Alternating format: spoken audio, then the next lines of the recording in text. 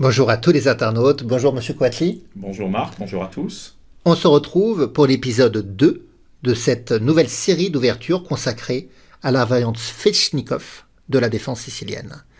Et donc on avait vu une très belle première partie que vous aviez jouée dans votre jeunesse. Oui, Vous aviez 18 ans. exact. Là c'est une partie qu'on va voir où vous êtes un peu plus âgé. Est-ce que vous pouvez nous narrer le contexte de cette partie? Alors, c'était mon premier voyage en Inde. Je me rappelle, il y avait un joueur anglais qui devait aller à ce tournoi, à Kolhapur. Il s'est désisté et on m'a demandé 5 jours, je crois, avant que le tournoi ne démarre, si je pouvais venir participer. Et c'était un tournoi très important en ce qui me concerne, puisque on pouvait obtenir une norme de grand maître international. Et il y avait 12 joueurs, donc 11 rondes, et il fallait faire 8 points et demi sur 11 pour obtenir la norme. Je me rappelle, en 87, donc il fallait partir avec pas mal de littérature, parce que tout ce qui était base de données, Internet, encore moins, c'était pas réellement d'actualité à l'époque. Et donc j'avais pris, je crois, une quarantaine de kilos de valises avec moi, et je crois que j'avais 3 ou 4 kilos d'habits, le reste c'était des bouquins. C'est pour vous dire un petit peu le contexte de l'époque. Il fallait avoir un maximum d'informations pour pouvoir être préparé. C'était un tournoi très relevé. Il y avait de très très grands joueurs indiens et, donc cette partie se joue est très importante avec un des très forts joueurs indiens de l'époque qui s'appelle Devaki Prasad. Chaque partie était très très importante pour essayer d'obtenir la norme de grand maître, le Graal à l'époque, pour obtenir le titre. Voilà donc souvenir de ce contexte de l'époque qui est complètement ancré dans ma mémoire encore. Alors vous parlez d'une norme de grand maître, il faut signaler aux internautes qu'il faut 3 normes de grand maître pour devenir grand maître. Exact. Et donc c'était une quête à l'époque. J'avais décidé pendant quelques années de mettre entre parenthèses ma vie professionnelle pour essayer d'obtenir le titre. Et c'est vrai que c'est une belle aventure et elle est passée aussi par Kolhapur en Inde. On va voir cette partie donc, qui va amener une position de la sicilienne Svechnikov, mais avec une interversion des coups, une transposition de coups. Alors d'abord, on va remontrer aux internautes l'ordre de coups qui amène d'une manière classique à la sicilienne variante Svechnikov. Donc il y a E4, C5 c'est le coup constitutif de la défense sicilienne, cavalier F3 pour appuyer la poussée D4. Donc c'est pas comme ça que ça s'est produit dans la partie, mais vous verrez qu'on arrivera dans la même position. Cavalier C6, la poussée en D4, c'est pour ça que cavalier F3 avait été joué, l'échange en D4. On joue cavalier F6, on attaque le pion E4 pour essayer de provoquer le cavalier en C3. Et là, on joue la poussée E5 qui attaque le cavalier. Et on avait, lors de la première vidéo, alors si vous ne l'avez pas vue, il faut aller la regarder, c'est vrai que dans la première vidéo, on avait parlé des différentes cases de retrait du cavalier. Alors on avait parlé de l'échange, de cavalier F3, de cavalier B3, de cavalier E2, de cavalier F5, et on avait expliqué pourquoi cavalier B5 était le coup principal dans cette position. Et après cavalier B5, le cavalier s'apprête à plonger en D6, ce qui force plus ou moins la poussée du pion D6, et les noirs ont abandonné le contrôle de la case D5 qui est aux mains des blancs. D'un autre côté, le cavalier B5 va être repoussé par le coup A6. Mais les blancs vont intercaler le coup fou G5 pour clouer le cavalier en F6. Et après A6, cavalier A3, B5, on va retomber dans la variante, on est dans la variante Svechnikov où les blancs vont jouer cavalier D5 pour se prémunir de la fourchette en B4. Voilà, ça c'est un ordre de coup classique de la sicilienne Svechnikov. Et dans la partie, après E4, C5, l'ordre de coup va être différent, mais le résultat sera le même, vous arriverez exactement dans la même position.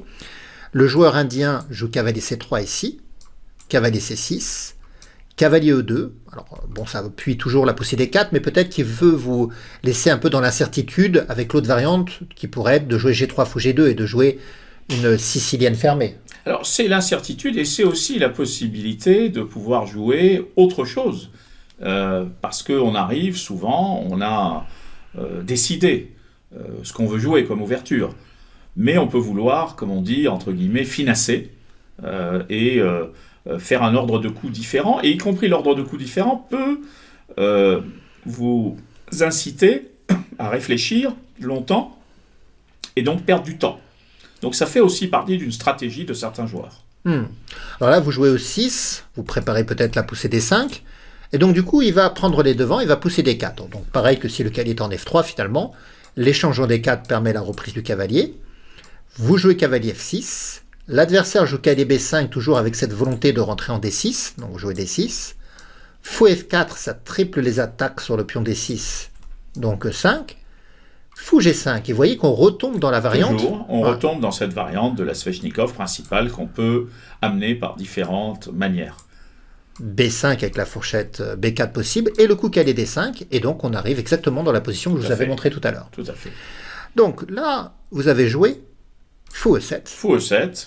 Alors oui, parce que à présent la menace c'est de faire cavalier prend D5 ou cavalier prend E4 aussi, qui est une possibilité. Et donc les blancs doivent choisir une manière de jouer. Donc il y a fou prend F6 qui peut se jouer, mais il y a aussi d'autres possibilités. Et là, Prasad a choisi un coup qui se jouait à l'époque, qui est, je crois, cavalier... Non, il a fait fou prend F6. Fou prend F6, pardon. Redites-le, mais là, Prasad. Ouais. Et donc il y a plusieurs manières de jouer, et Prasad a joué fou prend F6. Très bien, donc vous avez repris du fou. Oui. Et là, C3, c'est un coup classique pour essayer de redonner vie au cavalier A3 par la case C2. Et parfois, il peut rebondir en E3 en D5 ou en B4 en D5 pour faire un relais avec le cavalier blanc. Tout à fait. Le coup C3 est thématique. Ça permet à la dernière pièce blanche qui est à la bande sur l'échiquier de pouvoir revenir au centre rapidement et se replacer. Mais il faut très vite contester le centre avec les noirs. Ici, je crois que j'ai dû jouer le coup cavalier E7 pour... pouvoir prendre en D5 si c'est possible et que ça ne reprenne pas tout de suite avec un cavalier, parce que sinon le cavalier peut revenir très vite en C2, E3 et se remettre en D5 avec le cavalier. Oui, à avoir un relais de cavalier. Tout à fait. Donc là, votre idée, c'est de prendre. Si la dame reprend, certainement fou E6, fou E6 qui permettra à la dame de défendre la tour. Tout à fait. Et puis s'il reprend du pion, finalement, il masquera, il bouchera tout son jeu sur la colonne, il bouchera la case et la colonne. Et ça permettra au fou noir éventuellement de pouvoir jouer après avoir joué E4 plus tard avec le pion. Pion prend une poussée E4, voilà. Et même si on bute sur le pion C3, sur la diagonale, on pourra chercher à jouer B4 pour rompre toutes les défenses. Tout à fait. D'ailleurs, dans votre première partie, dans la première vidéo qu'on avait réalisée sur cette variante Sveshnikov, le fou de case noire avait énormément pesé. Il y avait eu un échange en E6, une déviation du pion E et la poussée E4 qui avait permis au fou de case noire de faire triompher l'attaque sur les cases noires. Donc c'est une donnée qui est importante à prendre en compte. Et bien là, les blancs ont décidé de prendre en F6. Ils brisent la structure de pion. Et on avait parlé de cette structure de pion qui, visuellement, n'est pas très belle pour les noirs, avec case faible, pion arriéré sur une colonne semi-ouverte, pion doublé, pion isolé ici, le roi noir, on ne sait pas trop si roc est faisable ou pas. Et donc, on se dit, la structure de pion, elle est pas belle ici. Mais on avait compris que c'est une structure de pion à ressort. Le cavalier E7, comme le fou C8 d'ailleurs, s'il vient notamment en E6, peut appuyer des poussées F5 et D5. Et notamment cette poussée F5 qui permet de dédoubler le pion F, d'essayer de mettre en tension le pion E4. Et si on arrive à détruire le pion E4, à jouer D5 après, et à avoir un fort centre de pion finalement. Tout à fait. Donc cette structure de pion est une structure de pion à ressort. Et puis les blancs, ils doivent gérer l'ouverture de la colonne C pour la tour. Ils doivent gérer l'ouverture de la colonne G pour l'autre tour. Donc le roi blanc, il a aussi un inconfort, parce qu'on se dit, petit roc avec les noirs, c'est peut-être dangereux, mais donc on ne sait pas trop ce qu'on va faire avec le roi noir. Mais avec le roi blanc, c'est pareil. Grand roc, c'est pas si facile, il y a une colonne, il y a un pion qui peut arriver en B4 brisé, et sur petit roc, il y a la colonne G qui peut être utilisée aussi pour attaquer. Donc le roi blanc n'échappera pas à ses propres questionnements sur sa sécurité, en fait. Tout à fait. Alors là, les blancs, je crois, ont joué fou D3. Fou D3. Ouais. Fou D3, et ici, bien sûr qu'on peut jouer F5, mais comme le fou a été joué en D3, il y a une autre possibilité, c'est de développer une pièce noire, qui est le fou en C8, et il va en B7. Oui, parce qu'il y a l'idée F5 et de taper sur G2. Bien sûr, bien sûr. Et là... les blancs, ils ont fait petit roc. Et les blancs ont fait petit roc. Et après petit roc, eh bien, il faut très très vite passer maintenant à l'offensive, et les noirs ont joué F5. F5, donc vous donnez le pion, parce que là, les blancs peuvent prendre 2 fois et vous protégez qu'une seule fois. Tout à fait. Alors bien sûr, c'est c'est un sacrifice. Il prend d'ailleurs. Hein. Il prend en F5. Et là, j'ai décidé avec les noirs d'attaquer le roi blanc, puisque le roc a été fait un peu précipitamment, à mon avis, et de jouer tour G8.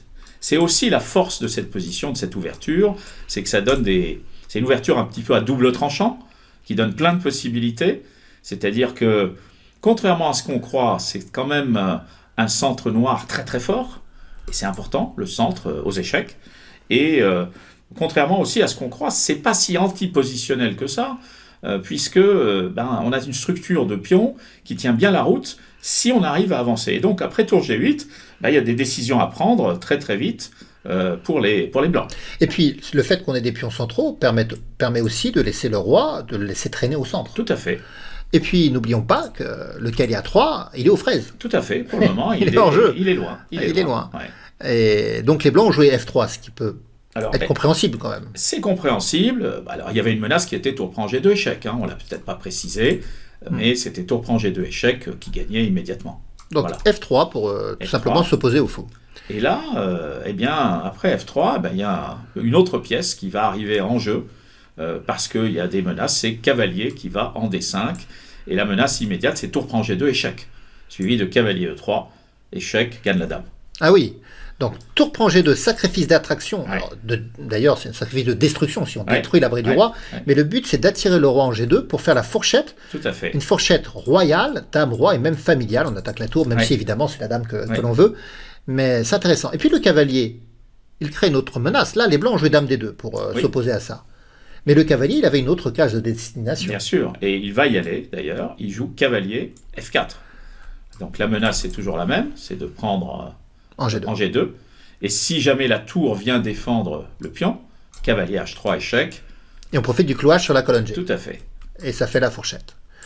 Donc pas facile, il a joué G3. Alors là, il joue G3, pensant que, il faut que les noirs trouvent quelque chose. Mais les noirs ont quelque chose, parce que la dame maintenant va aller en H4. On ramène de plus en plus de force. Eh oui, il y a à présent le fou qui est en B7, le cavalier en F4, la tour en G8, la dame en H4. On a 4 pièces qui sont en action face à seulement pour le moment 2 pièces qui défendent. Il y a la dame en D2, le roi, mais c'est compliqué. Et il y a des pressions sur G3 il faut faire attention. Et puis c'est difficile de renforcer G3, notamment par dame F2, parce qu'il y a toujours cavalier H3. Cavalier H3 échec, tout à fait. Puis sur dame G2, il y a cavalier prend dame, de toute façon. Oui. Et puis il ne faut pas oublier que le cavalier met la pression de fou, donc la dame ne peut pas bouger comme ça. Non. Ouais, c'est pas évident. Alors comment il a fait? Il a joué fou E4 pour s'opposer à votre fou. Tout à fait. Alors vous avez joué D5? D5, voilà. On profite de cette possibilité. Ouais, le cavalier, le fou défendent. Bon, alors, c'est vrai qu'il a joué ça et il devait s'attendre à ce que D5 arrive, mais il s'est dit qu'il pouvait reculer et que le pion D5 entravait le fou. Tout à fait. Et là, maintenant, les noirs ramènent une dernière pièce en jeu en faisant le grand roc. Et magnifique. En fait, le grand roc, maintenant, ramène une autre tour en jeu et l'attaque, maintenant, est monumentale sur le roi. Les tours sont en liaison. Il y a la dame, le cavalier et le fou qui pointent en direction du roi blanc. Alors, c'est vrai que le roi noir n'est pas dans un abri sûr. Mais la différence, c'est qu'il n'y a pas de pièce blanche qui attaque. Non, il n'y a pas de pièce blanche qui attaque. Le roi, en fait, noir, est franchement dans un abri, pour le moment, sûr, pour le moment. Et c'est le roi blanc qui doit essayer de s'en sortir. Alors quand je disais que le roi noir n'était pas dans un abri sûr, je voulais dire par là qu'il n'avait pas une structure de pion qui le colle, qui le protège de manière... voilà. Mais comme il n'y a pas de pièce blanche qui attaque, il n'y a pas de danger finalement. Donc, et là, les blancs ont joué dame 1 pour essayer de renforcer G3. Tout à fait, pour essayer de renforcer G3. Et il y a une menace directe, c'est de jouer roi H1. En fait, les blancs menacent tout simplement roi H1, et après roi H1, ce sont les noirs qui perdent. Avec cette fourchette. Tout à fait. Mais là, vous avez à jouer un coup brillant. Un coup qui va faire mal aux blancs. Donc je vais inviter les internautes à mettre la vidéo sur pause pour essayer de trouver le coup du grand maître. Alors à tout de suite. Bon, eh bien, j'espère que vos recherches de coups ont été fructueuses. Qu'avez-vous joué, monsieur Poitelet ? Eh bien, on continue dans la même veine. Tour prend, pion, échec au roi. Tour prend G3, échec. Alors même que le pion peut reprendre, protégé par la dame, et toujours instaurer une fourchette. Oui. Alors, pion prend. Alors, il y avait dame prend, déjà, dans un premier temps. Sur dame prend, cavalier E2, échec, La fourchette. on gagne la dame. Mhm. Maintenant, bien sûr, pion prend. Et bien, qu'est-ce qu'on fait sur pion prend? On ramène la dernière pièce qui n'était pas en jeu, on remet en G8, et avec la menace, tour prend, G3 échec, qui gagne. Ouais, avec une attaque de mat. Oui. Donc, ici, les blancs, du coup, n'arrivent plus à protéger Non. G3. Parce que comment le protéger une autre fois?